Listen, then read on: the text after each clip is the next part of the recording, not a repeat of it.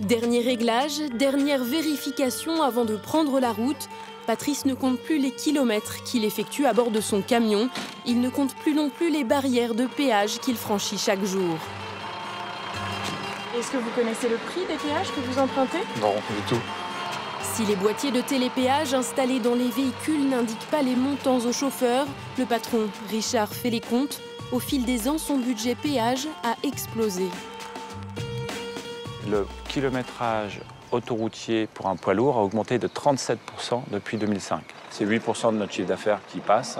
Soit plus d'1,5 million d'euros dépensés chaque année pour prendre l'autoroute. Et aujourd'hui, on est obligé de calculer constamment si le trajet est plus intéressant par une autoroute payante que pas.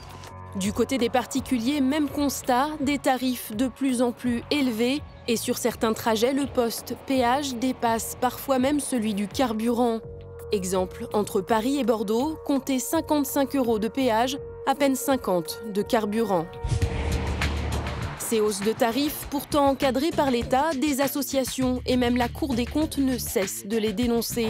Dans un rapport de 2013, la haute institution écrit: Pendant la période 2009-2012, la progression des tarifs a été particulièrement importante et supérieure à l'inflation. On s'aperçoit très concrètement aujourd'hui que le réseau est mature, qu'il n'y a plus d'investissement et que les amortissements ont pratiquement disparu. Donc, ce n'est plus une charge forte pour les sociétés d'autoroutes. Et en parallèle, ces sociétés ont su aussi améliorer leur productivité. La conséquence, c'est que les charges baissent, mais que comme les augmentations sont toujours présentes, eh bien les bénéfices augmentent. Ce qui veut dire aujourd'hui que peut-être que les augmentations qui sont accordées par l'État ne sont plus justifiées. Résultat, en 2012, le chiffre d'affaires annuel des sociétés d'autoroutes avoisine les 9 milliards d'euros.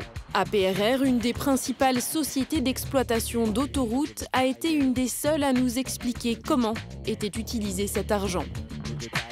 Si on prend l'exemple de 10 € de péage, à peu près 4 € remontent essentiellement à l'État sous forme de taxes et d'impôts, propres ou pas au secteur autoroutier.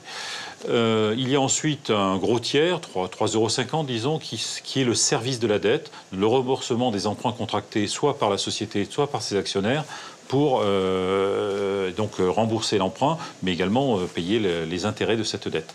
Et puis il reste à peu près un petit tiers d'argent pour exploiter l'autoroute, c'est-à-dire notamment payer les salaires des gens qui interviennent sur l'autoroute, mais également faire des travaux, continuer à faire progresser l'autoroute. Même si les secrets des péages sont bien gardés, certains automobilistes arrivent tout de même à profiter des failles du système de tarification. C'est le cas de Franck. Ce conducteur a trouvé une astuce pour payer moins cher l'autoroute en toute légalité. Démonstration sur l'A10 entre Rochefort et Bordeaux. Alors là, je vais tout simplement sortir, payer, normalement, et ensuite faire demi-tour, reprendre un ticket et continuer ma route. En quelques minutes, Franck est de retour sur l'autoroute. Il va renouveler cette opération quelques kilomètres plus loin. On va faire la deuxième sortie, le deuxième paiement et la deuxième prise de ticket. Franck reprend ensuite l'autoroute jusqu'à sa destination finale. Il aura payé son trajet en 3 fois au lieu d'une.